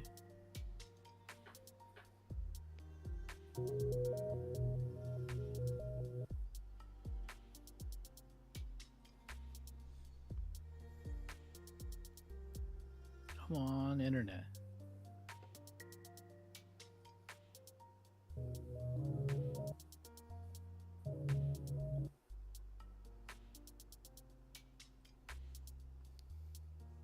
Come on.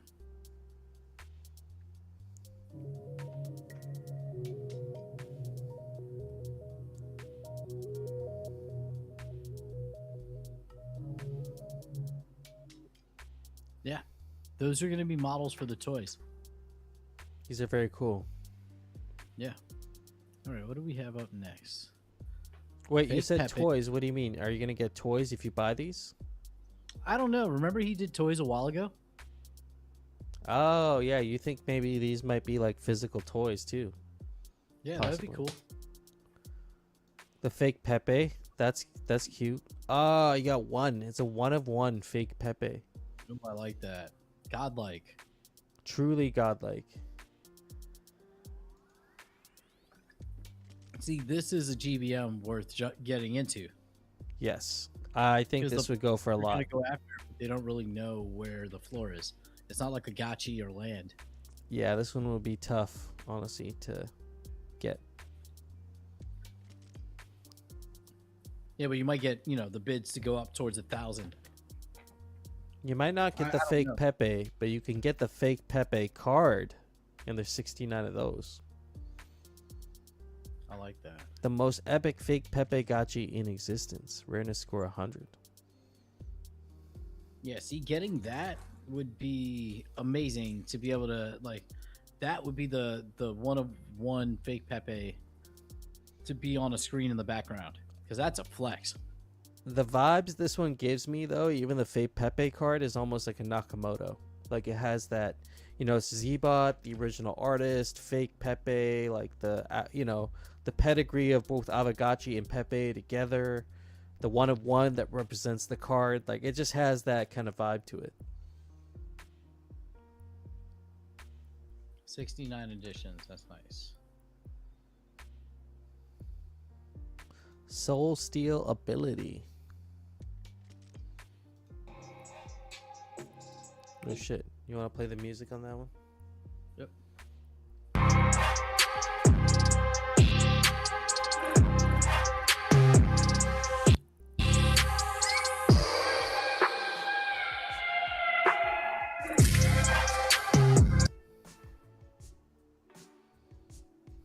I like the beat. Yeah.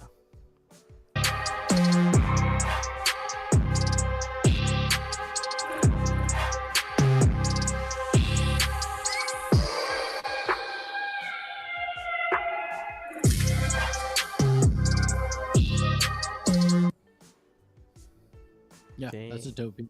I like it. Damn, man, we really missed the boat on potentially the Ben Lagging game. The Bin Laden game. Yeah, Stratagachi. Well, I think the game's still gonna happen. I just don't think the DAO will be. We can maybe segue into the DAO stuff, but I just don't think the DAO will be the one making it or benefiting from it. That's fine though. Because I don't know if you read the blog post, but in there it does mention a secret mobile game that will be coming out in collaboration with a known Avagachi community member, being developed by Pixelcraft. So Interesting. I figured that was like maybe the auto battler. they mentioned the auto battler, but that's a different thing that they're already mentioned in there. So this is aside from the auto battler. This is a mobile experience, a completely different game. Yeah. We'll see. What is this? Dawn of the Gachiverse Prophecy. Interesting. This reminds me of like Renaissance Piece. That's 3 panes. And it Yeah. kinda tells the story. This has a Dark Farms vibe to it. Dark Times, Liquidators. That gachi is like nightmare gachi though. Oh, very cool. He did a really good job with this one.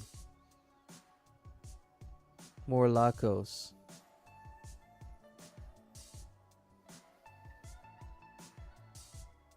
Yeah, I really like this piece. I like this piece. It's cool. I would like a still version of this piece to print. Yeah. Like a tapestry kind of material. Yeah. Or maybe one of those, you know how Coder Dan does, I forget, he was talking about his dad, does that art with like different colors of wood. Oh, it's like woodcuts. Yeah, so something like that, but for this. That would be probably, I mean, I don't know where you're going to get, you know, that color purple. All the other colors you might be able to get. Some really rare purple wood. Yeah.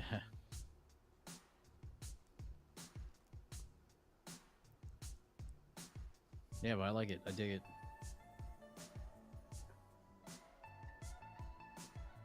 Yeah, very cool. Yeah. All the pieces, I like them all. I think they all look great. So DAO stuff. DAO stuff. DAO. DAO time. Yeah, DAO we should touch on the DAO here and kind of what's been going on with the DAO. What has happened with the DAO? Actually, real quick, if you don't mind, before we get into that, I'm going to use the washroom real quick. We're going to take a quick little break, and I will be right back. Yeah. I'm going to, I just ate some cheese, but I'm going to smoke a little more weed. Friends, remember, go to GMI. If you are watching us on Twitter, give us a follow. Go to the GMI Twitch, give it a follow.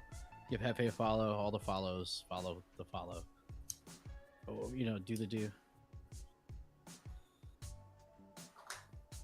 What channel? I haven't channeled on a live stream in a while, so we'll do it real quick. Price of channeling is not bad. Matic is down. Fine with that. It's gonna channel a few different lands.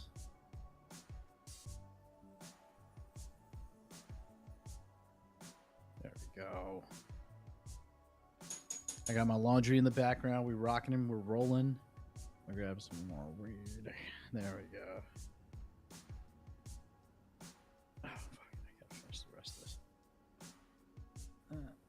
I think this one's empty too.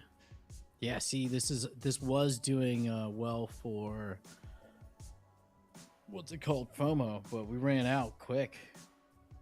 Now it's all keck.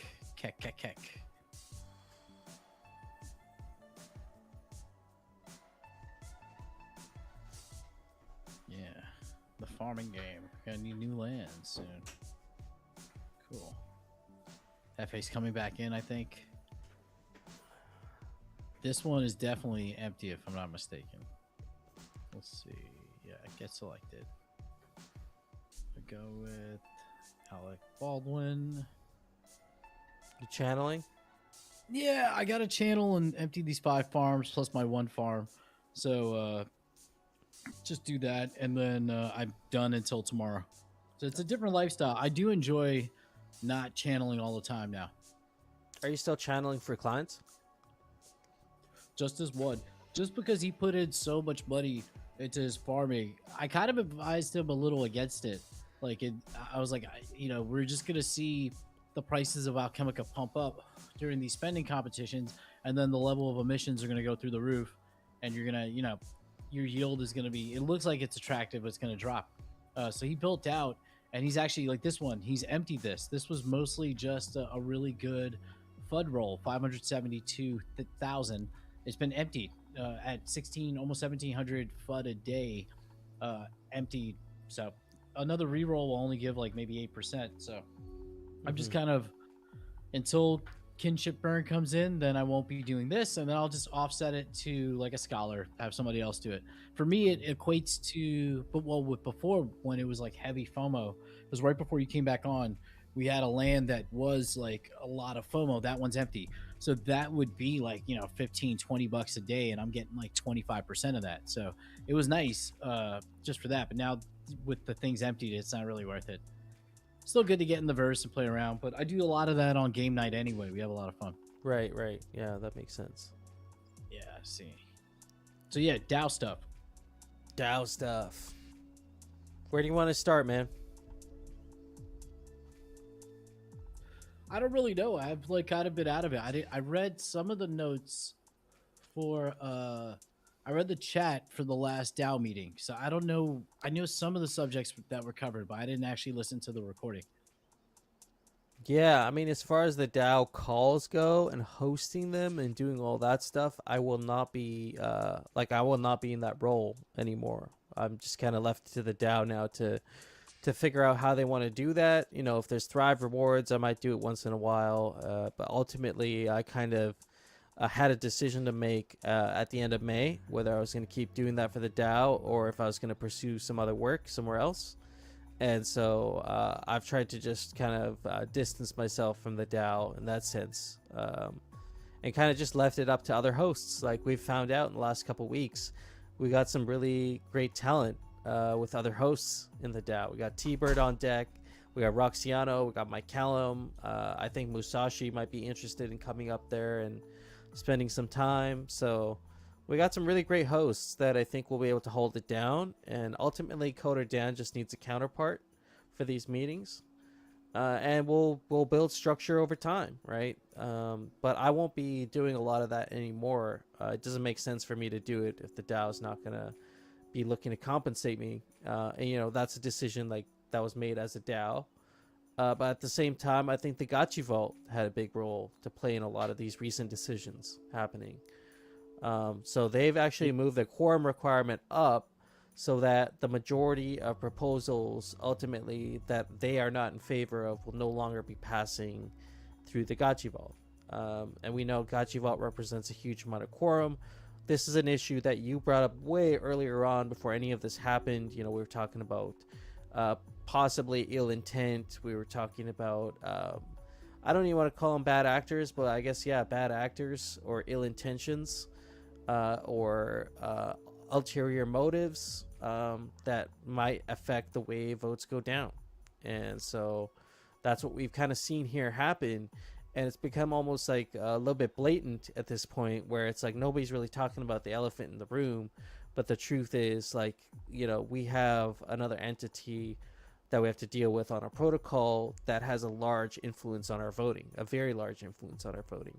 And they're making rules that kind of will favor their votes a little bit more from now on, essentially. Well, I wonder, they announced that they're ending their services in August. Like a lot of the automated services. I think it's partly to do with like gelato automation going up considerably. So I wonder if VP will move, because what's the point of keeping your stuff in the Gachi Vault if there's no real benefit?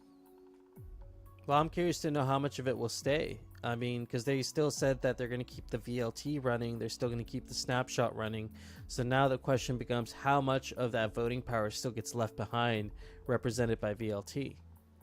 Yeah, but VLT is different because like VLT allows you to vote in their DAO. If a whole bunch of people leave, they will still control that DAO, but the amount of voting power the DAO has will decrease potentially. Right.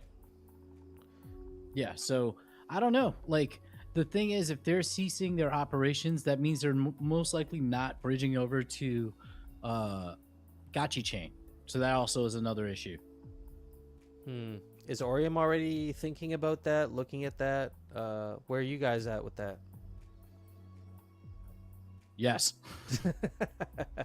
Of course. We're talking about doing bigger shit on Gachi Chain. Yeah. Yeah. You don't want to drop any more alpha there? I don't know if I can. I Gotcha. can. Like, I'm gonna wait because conversations are inbound. Yeah. And I don't know. We'll see what happens. But yeah, like, why not? Like, Gachi Chain, I think it's like we're building our own blockchain essentially. Not really, but our own layer 3 if you think about it. And it's gonna have its own ecosystem. There's gonna be need for like tools and services, and it's in a gas friendly environment, so it makes sense to do it. Assuming that people want to play the game and people were there. I think it's a no-brainer. I think we all think that. Ernani definitely thinks that. So I don't know if Gachi Vault's going to continue to build on Gachi Chain. I'm not sure about that. It just their effect only really matters if people have their assets in the vault. And I've talked to friends about this, and it's like the idea is that like there are a lot of owners who are AFK. People who are just not. They want to set it and forget it. I know people like that I suggest to go to the Gachi Vault that are ETH maxis that are just like, I have all this shit, I don't know what to do with it. And I'm like, go to the Gachi Vault. Like, I can manage it for you, but if you want to really just not do anything, go to the Gachi Vault. Yeah. But there's going to be multiple things happening at the same time, right? Yeah. Kinship burn goes into effect, assuming there are no hitches with that. People are going to slow down on their kinship, on their channeling. So the rental market kind of suffers in that sense. So if your assets are just sitting somewhere and you're not really accruing any benefit, then why do you have them in there? Especially if, the service isn't continuing. So I'm not 100% sure how people will handle things. And, we have a couple months, so we'll just wait it out and see. But it seems, and I don't know enough to make definitive statements, but apparently it seemed like they got lectured by Coder Dan about voting with low turnout, like their full vote going with like 7,000 VLT voters or something like that. And then Bearded came back and said, oh, we didn't vote because you said we shouldn't be voting with low turnout. But that's not how DAOs work, man. That's the second or third strike for you making unilateral like moves. Yeah. You did it during the Ovix exploit when you unilaterally, the managers decided to freeze withdrawals. Whether it's in the best interest, who cares? As a DAO, that's not how it's supposed to happen. And then now you're like, I don't know if there was a vote in the Gachi Vault to change quorum requirements. That kind of stuff is like shady as fuck. Like, that's just what it is. They're not a DAO. Like, I laugh when they say Gachi Vault is a DAO. They're not a DAO. Yeah. So VLT only matters if there's voting power in the DAO.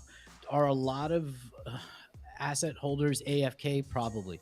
Are we dealing with a lot of whales that just hold all their stuff in there? Probably. But there has to be, in this world, everybody does something because there's a benefit to them. If there is no benefit to them, then why continue using the service? So, well, like you said, though, if they don't know and it's not well reported, then like you could have people that have their assets in there for a very long time, unknowingly, not accruing any kinship, and realize later and get really frustrated. During multiple DAO calls, or at least one that I was there for, Bearded said he's exiting the system, like he's leaving. That's it.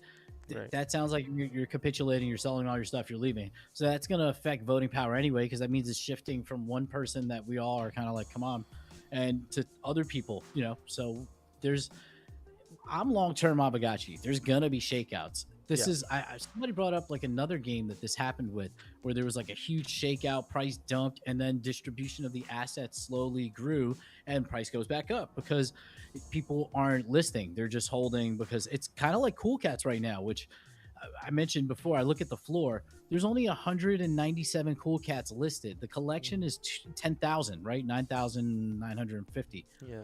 If 50 Cool Cats sell, the price goes up 4x. Like, it's because as the prices keep going lower and lower, people who are actually into this are buying their Forever Cat. I see it every day on Twitter, people buying the new Forever Cat. Oh, I got one with a crown. Like, they pay next to nothing. They're not listing it because this is their personality, So if the brand has staying power, these moments don't really matter. They're just like little shakeouts that might be opportunities for us if we're long.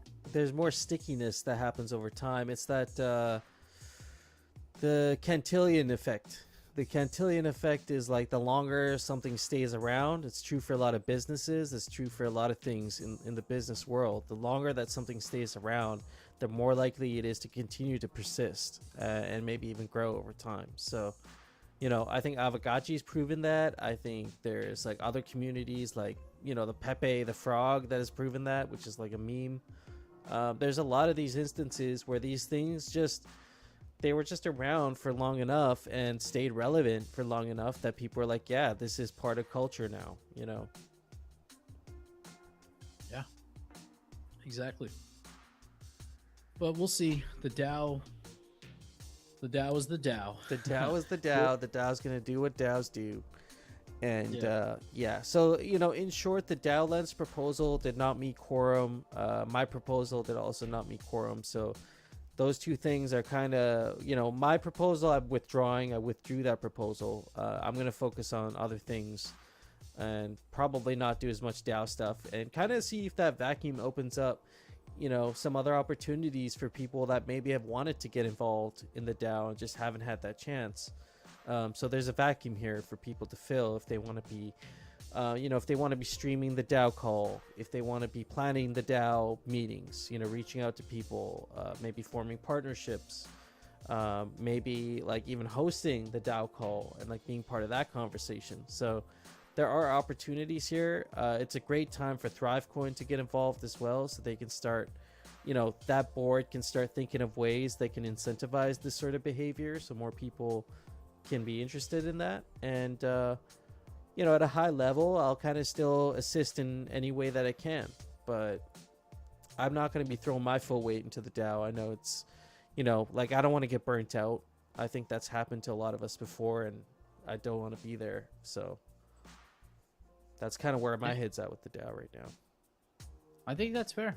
That's fair. You have a choice, and your time is, you know, valuable. So that makes perfect sense. I'm just looking at some Polygon. NFTs. Yeah, we'll see what happens, man. It's all like, you know, I have faith in Pixelcraft. If they deliver games and stuff that I can play, the DAO is almost like a secondary thing, you know? It's just silly that we're not incentivizing certain behaviors that are outward. Like, I feel like we're becoming more and more insular as a community, which is bad because that means new people aren't coming in. Like, it's unsustainable, you know? Like, Flame brought it up. Like, we got $30 million or $22 million out of the, you know, bonding curve ending, and we have no plan for marketing as a DAO. Like, that's crazy. There was also this thing I find very interesting. We only have a couple minutes. I can't find a link to it, so it's not. It was something on Twitter. It was an article or something that was talking about A16, like Anderson Horowitz, I believe it is, and basically how they infiltrated a whole bunch of DAOs.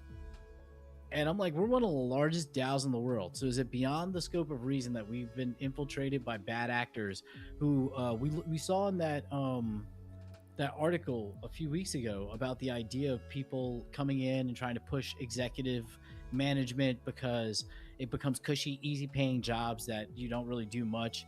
And it's like with the whole A16 thing angle, it's like, is it beyond the realm of reason to think that maybe we've been invaded by people who are just extracting like full force? I wouldn't say it's become full force yet, but the people are definitely testing the waters to see how far they can take their operations. You know what I mean? I think that's definitely something. If we haven't seen it officially through the proposals, I'm definitely seeing the behavior in the DAO. I think there's you know, don't get me wrong, there's people out there, and I'm not going to mention who is who, but there's people out there that are building really great stuff, really valuable features, either features or experiences that are going to actually create value on our protocol. But there are other people that I'm like, man, this is kind of sus that, like, you know, nobody needs this feature. You know what I mean? It's not adding any extra value, but it is actually creating a large run rate for the DAO. Like, they're never going to get the money back for this. So yeah, there's definitely some things like that I think about lately. Yeah. Thoughts? Just have to think about it. Just thoughts. Yeah, getting the thoughts out there. Some hot takes there, but overall, I'm bullish on DAOs, and I'm very bullish on our DAO. I think things like we are gonna have that vibe come back. You know, once we start seeing success with Gotcha Guardians and some of the great products that Pixelcraft is putting out, I think it's going to re-energize the whole ecosystem, and the DAO will probably come up with some really great ideas, when the time's right. Yeah, 100%. Well, I guess we have 2 minutes left, so Zombie Time Music Hour is happening next. Is that correct? Yep, Zombie Time Music Hour is happening next, and then we will get into the Syncopator. The Syncopator tonight is all about Fake Fest, so I'll be going through, kind of the whole agenda for Fake Fest, as well as maybe a little brainstorming session around some of the blocks that we have. So it'll be a good call. Lots to do tonight for me. A little bit of prep before Fake Fest. I'll try and get my piece up before then. And if y'all have seen my Twitter thread, check it out. Please retweet it, spread the word. I'm trying to make these things a little educational and keep people in the loop, like you're saying. Trying to keep people educated on what's been happening with Avagachi. So please have a look, retweet that, and if you already have retweeted it, thank you for doing that. Yeah. Have a good night, friends. Later, friends. Peace.